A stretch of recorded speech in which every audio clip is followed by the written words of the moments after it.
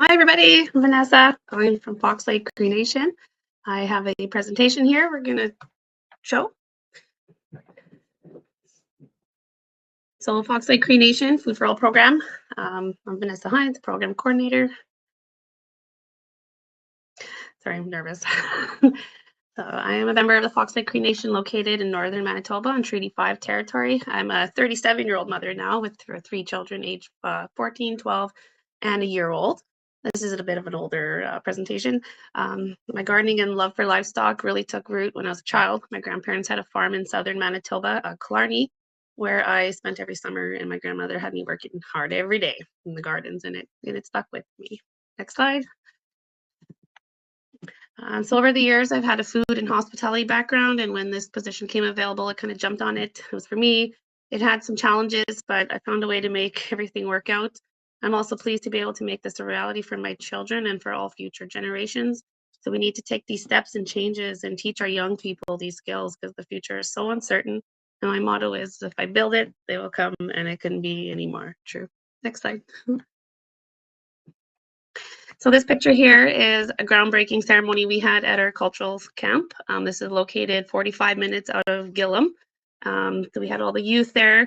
This day we had all the adults put together 12 garden boxes, and we got the youth inside starting the seeds. And next slide. So Fox Lake Cree Nation is made up of 1,300 members. Approximately 200 live in Fox Lake, as well as the small piece of reserve land in Gillam. 1,000 members live elsewhere in Manitoba.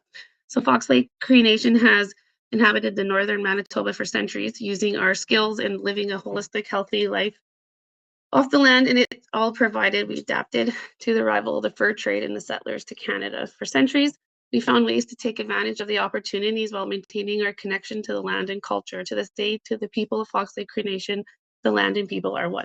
Next slide. So we are located 750 kilometers northeast of Winnipeg. That's a day trip from Winnipeg to drive here. So the Fox Lake Cree Nation adhered to the Treaty 5 in 1910, 33 years after Treaty 5 was initially entered into. And in 1947, the Government of Canada formally recognized Fox Lake as a distinct nation and promised our people a reserve land based within our territory. Next slide. So this is a hydroelectric dam. We have 4 of these in our backyard. We have kiosk at 4 of these. Next slide. So Manitoba Hydro's development has caused disruption in our way of life and food security.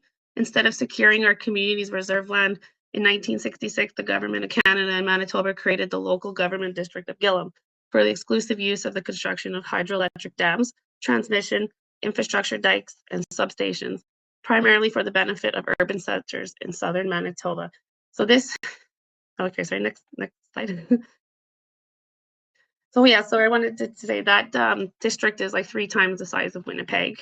So that's just for size. That's all. And then this one, we are this at the school in Fox Lake. We started with the gardens boxes there, but just with the location and travel and like the staffing, we just kind of packed everything up here and moved it to our site, our main site. The next slide. So this is like a father mentoring his 2 sons, and they built them completely, all of them by themselves that day. Next slide.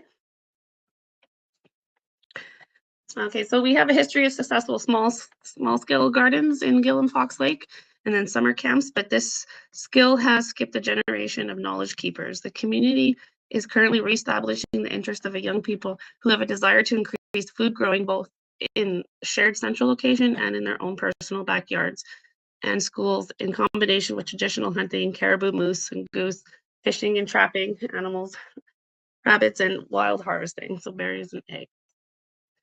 Next slide. So this is kind of our location.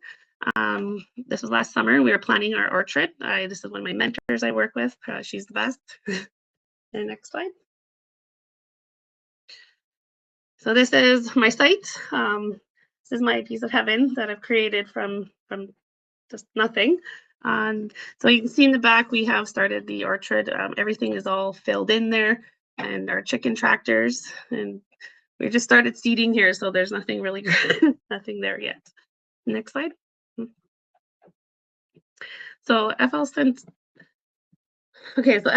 started in 2021, hiring part-time summer staff and building relationships.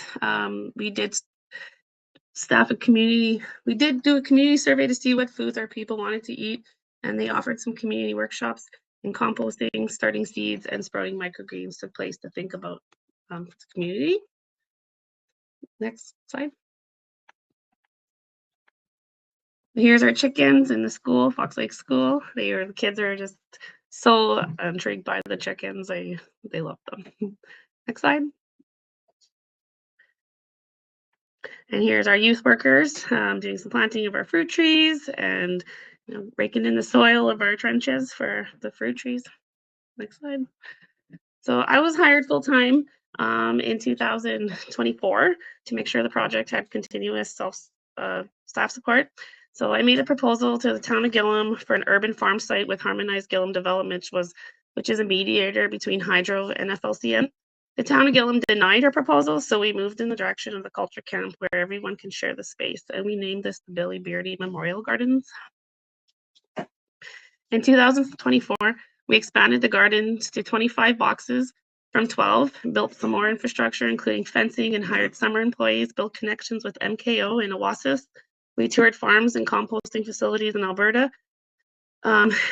Yes, Alberta, we did aquaponics at the Lethbridge College, and in Manitoba, we did composting, different sites and waste diversion, broilers, different farms, passive solar greenhouses, pigs, rabbits, and market gardens. And from this, I made a proposal to the town of Gillam Council to keep 9 animal units, which they approved to practice raising chickens. I never had any experience with chickens before, so we had the most successful year despite forest fires, road closures, worker shortage, and heavy equipment shortage. While we planted all the gardens in, we worked with Food Matters Manitoba, an organization working with youth to build skills in wild harvesting. It is important for us to have youth engaged in all aspects of food, from growing seeds, watering, raising animals, hunting, harvesting, cooking, and eating. So we raised 30 laying hens plus the 50 broiler chickens. Bear proofed as one got into our cages for the feed. The chickens were everywhere. All survived the summer at the remote location. It was quite fun chasing all the chickens around and getting them all back into their cages. So it's the first time ever with the chickens, quite the experience. Started with roosters. As an elder here, had some chickens in his backyard and kind of donated them to us.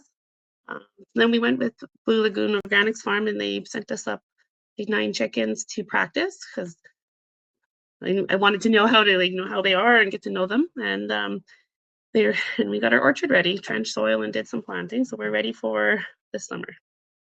Next. So we had the Cree language day camp kids come, and we named all our plants in Cree, and we used the rocks. It was fun.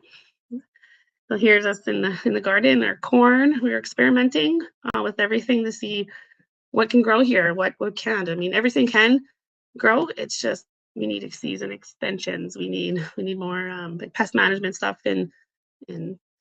Next slide. So here we're just watering. Our pump was down for the day, so I had a crew of kids and we threw some buckets out and said we need the water. So it was good. They enjoyed their experience. And then here we had some special guests, Wendy and Chris, and they came up and we got to tour our country and show them everything. So there's my crew. There's me, Wendy, Sherry, Debbie, and this is my mom. So she listened to me with everything I told her how to take care for her gardens, and hers looks pretty good. She's proud of her broccoli. So we been busy. We've been putting together a learning kitchen for preserving food, and we're working with food rescues right now, and just trying to pantry programs, trying to just kind of end make food secure. And then there's me and my chickens. I love them. They're super cool. The next one. And then this was our harvest day. So we have some kitchen equipment that we hauled out in a trailer and generators, and we did our processing here right on site this time because our kitchen wasn't ready. Next. And we have these little guys, like they're like 6 years old, and that just makes me proud that they just hands right in, didn't care. They did better than me. I couldn't harvest one. And there's my son, in the first picture. He has been my sidekick. He's helping me right from the start, and he's so interested. So that's great that I can share that with my own children. Okay, so at the end of the season, we made 100 packs of food to give away, including the eggs, the whole chickens, vegetable herbs, and the moose meats. So this fall, we started building our soil by implementing an organic waste program to compost in our biolater with financial support from Farm Credit Canada. Thank you. And then this is just egg deliveries. They're pretty excited, our elders. And then here's the chickens. Like the chickens were massive compared to the ones that we're buying at the store. It's cool. There's our biolater. And there's lots of pictures. My summer students. So the future of the food for all. The community is currently reestablishing our own food in our community. We want gardens in shared locations and in our own personal backyards and schools in combinations with the traditional fishing and trapping and wild harvesting to empower people. We plan to expand all areas of the Food for All project, growing more vegetables, laying hens for eggs, more broilers, maybe beekeeping. We have plans to build a greenhouse to extend our short growing season, and we have an interest in hydroponic and aquaponics for the winter months. All of this means more employment for our people, greater food security as we take control of our food sources and medicine, and increased health and wellness for Fox Lake. So we're excited to continue collaborating with other nations and organizations. And this is, if you want to connect with me, it's my email and my Facebook page. That's just the little logo there. If you wanted to see, we have everything, post everything on there. That was nice speaking. Sorry, I'm nervous, but thank you for taking the time to review my presentation.